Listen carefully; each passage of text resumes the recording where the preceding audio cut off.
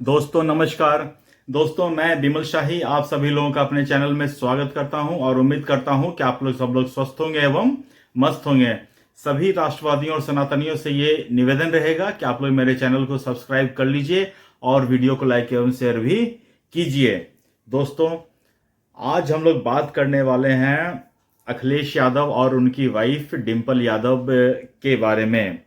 जी हाँ दोस्तों, बीते कुछ दिन पहले अखिलेश यादव, उनकी वाइफ डिंपल यादव और सपा के कुछ सांसद मिलकर संसद भवन के पास एक मस्जिद है, उस मस्जिद में कुछ बैठक करने के लिए गए थे। हालांकि समाजवादी पार्टी के जो नेता हैं अखिलेश यादव और डिंपल यादव, उनके पास इतना समय नहीं था कि जब उन्हें राम मंदिर के प्राण प्रतिष्ठा में न्योता भेजा गया था तो वो वहां जाएं। वहां पर जाने से उन्होंने मना कर दिया था कि वो सेकुलर हैं और इस तरह के प्राण प्रतिष्ठा के कार्यक्रम में वो नहीं जाएंगे।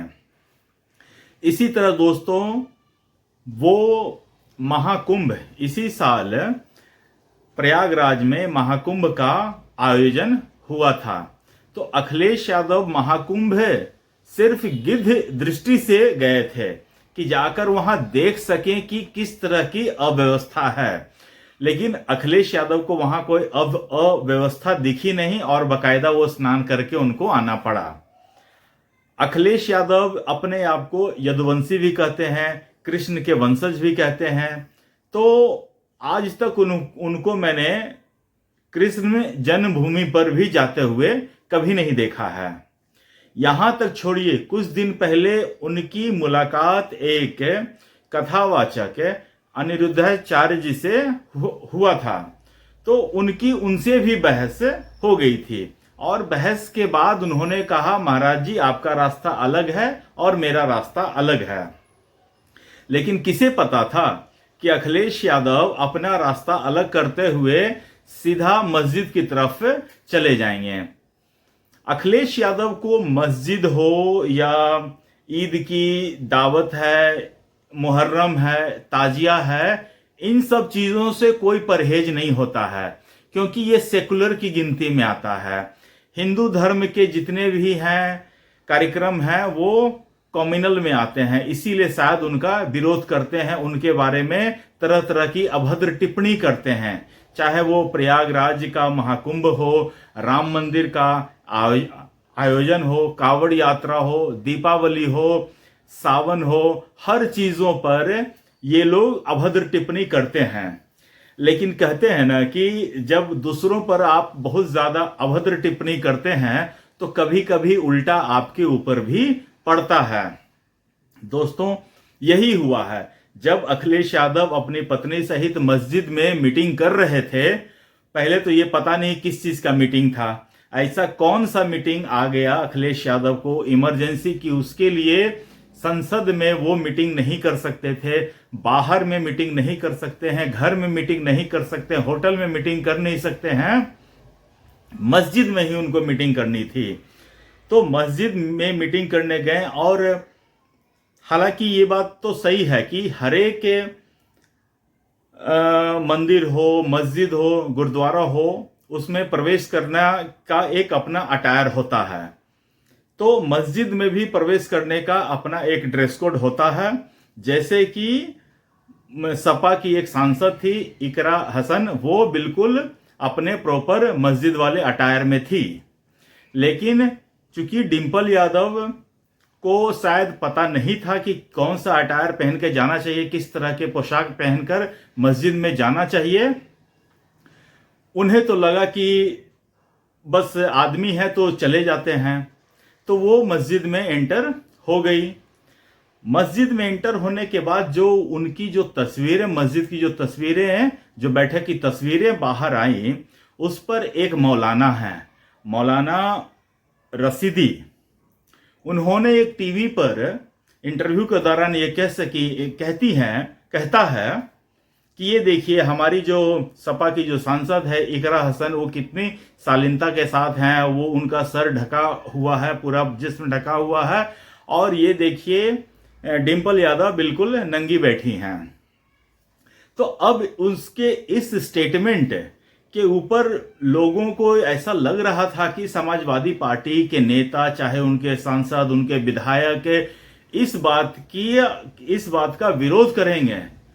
लेकिन दोस्तों, हैरानी की बात यह है कि सपा सांसद ने इसका विरोध तक नहीं किया। इवन डिंपल यादव, जिसके बारे में कहा गया कि वो नंगी बैठी हुई थी, उन्होंने भी इसका विरोध नहीं किया, वो चुपचाप रह गई। पूरे समाजवादी पार्टी में सन्नाटा है, सन्नाटे का माहौल है।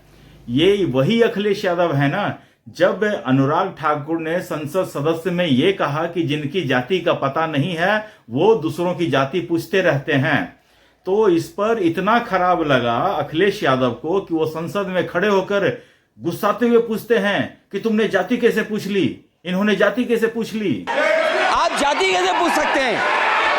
आप बताएं, जाति कैसे पूछ सकते हैं? आप पूछ के दिखाओ जाति। तुम आप जाति कैसे पूछोगे? तुम कैसे पूछोगे जाति?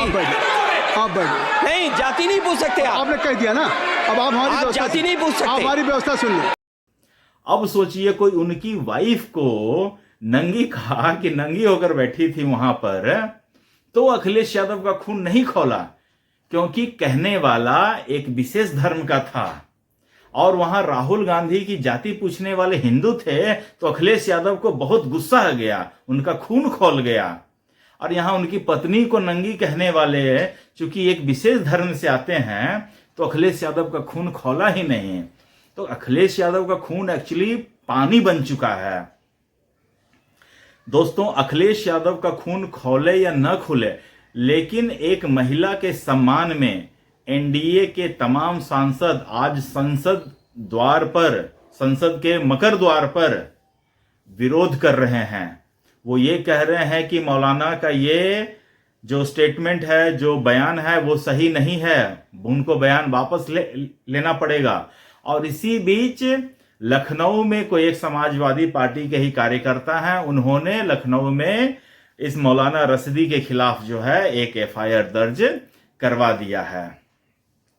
दोस्तों सोचिए, ये घटना मतलब कि वैसे तो लग रहा है कि बहुत नॉर्मल सी घटना है, लेकिन आप यही सोचिए कि अगर डिंपल यादव इस तरह के अटायर में किसी हिंदू मंदिर में चली जाती और कोई पंडित ऐसा बोल देता, तो सोच रहे हैं क्या होता इस देश में। जस्ट आप कल्पना करके देखिए।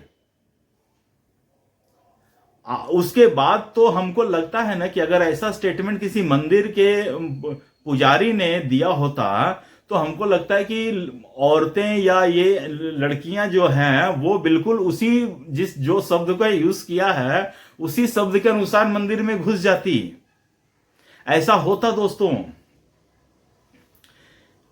कितने मस्जिद हैं जहां पर औरतों का प्रवेश निषेध है, उसके लिए इन लोगों ने सुप्रीम कोर्ट में याचिका डाली है कि हमें उस मंदिर में प्रवेश क्यों नहीं मिल सकता है।